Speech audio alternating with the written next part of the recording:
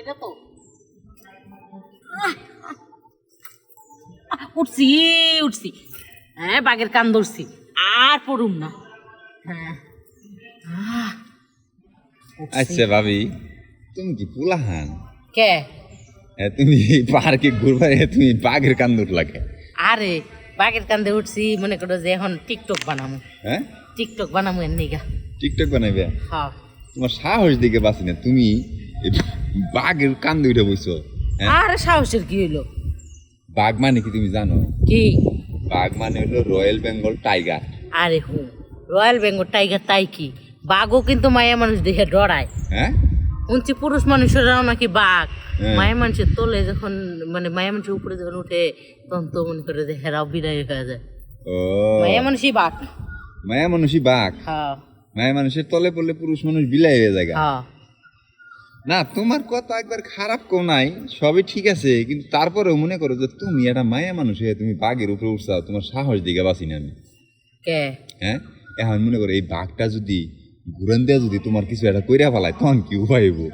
না হুন, বাঘে কি করব? আমি বাঘের উপরে আসি না, আমি যদি একটু ঘষি তাইলে সে আমার কাম হইব, বাঘে কিছুই করা পারবো না। ও মানে তুমি এখন কষলে বাঘের কাম হইব? হ্যাঁ আমার কাম হইব, বাঘে কিছুই করা পারবো না। না ঠিক আছে, বাঘে তো কিছু করা পারবই না, কিন্তু বাঘের যে ই আছে না, কি? দারোয়ান, হ্যাঁ। হ্যাঁ কিন্তু আবার অনেক কিছু করা পারবো। আরে ওইটি কিছু না, মাটির জিনিস ভাঙ্গে দেবো বড় একটু করলে করছেই।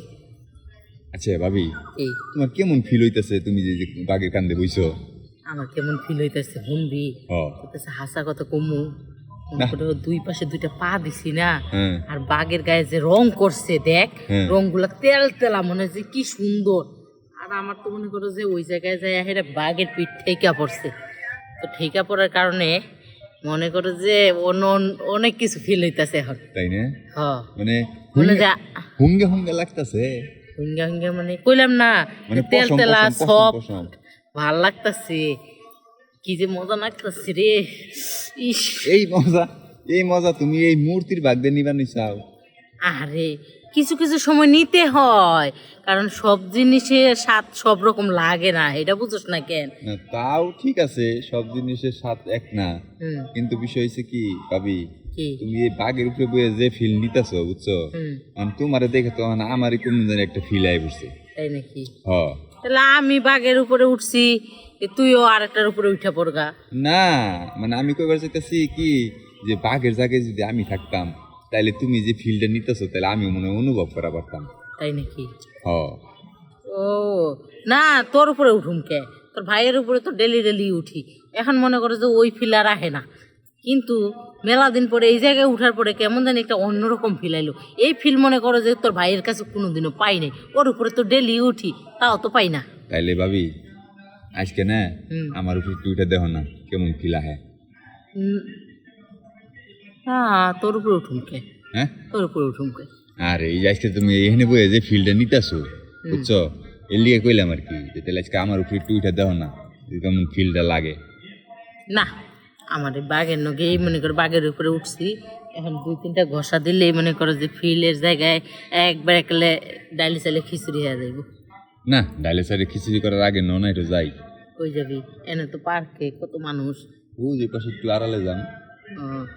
ওই যে পার্কে দেখলাম যে আরো সেরাস্ত্রী ঘুরতেছে বুঝছো, জড়ায় জড়ায়। আরে পার্কের মধ্যে দাঁড়ায় দাঁড়ায় কাম হয়ে জায়গা বুঝো না কে? তা তো দেখতাছি।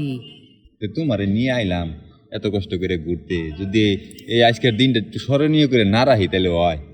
তাই নাকি? হুম না উঠো।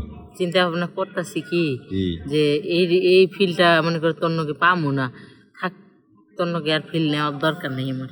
তোর বুঝছি, তোমার দিয়ে কিছু হবো না, জায়গা। হ্যাঁ আমার দিয়ে হইব না, জাতি আমি একটু হেন নগেই ঘষি গা, অন্যরকম একটা ফিল আইতেছে, এই ফিলটাই নেই।